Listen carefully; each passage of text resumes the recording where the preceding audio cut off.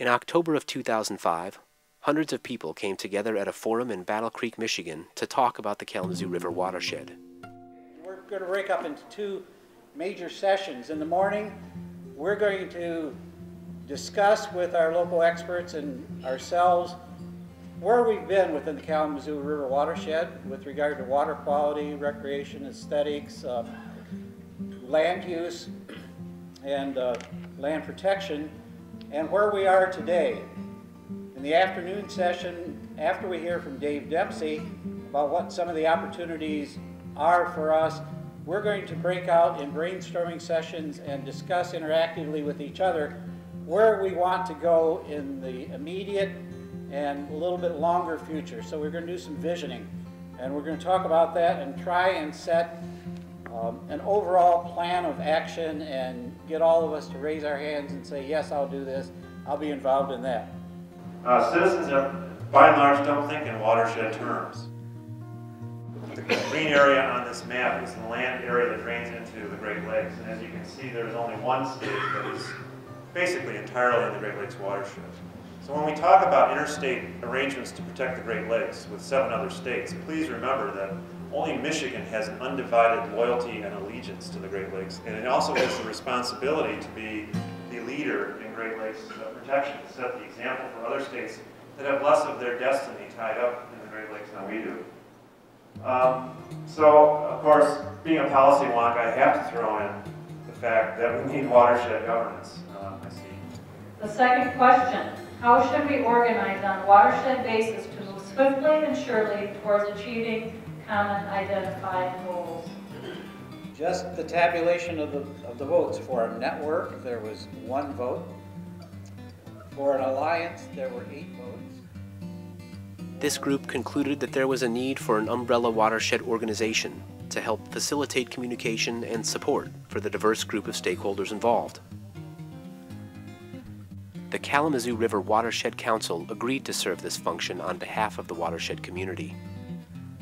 Hundreds of people are already managing this land and water by helping to clean up old pollution problems and prevent new ones. The Council will keep these groups and individuals connected so they can share ideas and lend resources. The Council itself will continue its mission to improve water quality, restore degraded river ecosystems, and work with residents and decision makers to build a greater appreciation for the Kalamazoo River and its watershed. The Kalamazoo River Watershed Council believes that everyone has a say and a stake in watershed management. Rivers are no longer viewed as places to dispose of waste, and these days, communities up and down the river valley are increasingly viewing their rivers and streams as valuable natural assets to be protected and celebrated.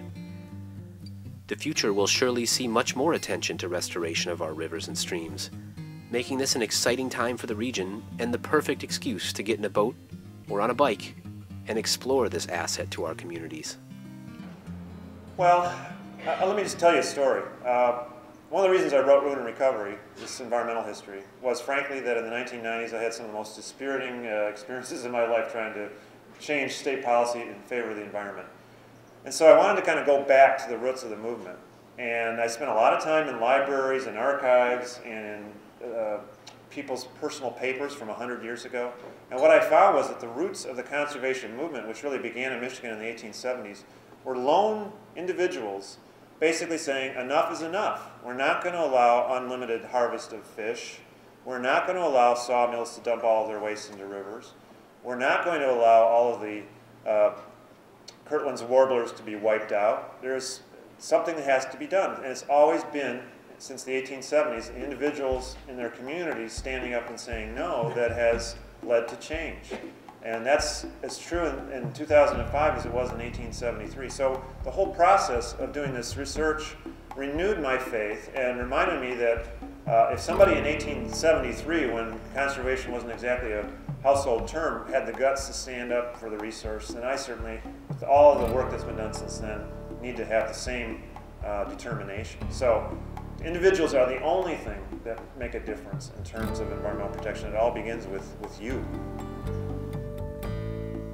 Please visit www.kalamazooriver.org to read about the partners already working on numerous and diverse projects, and to stay connected with your watershed. We hope to see you on the river soon.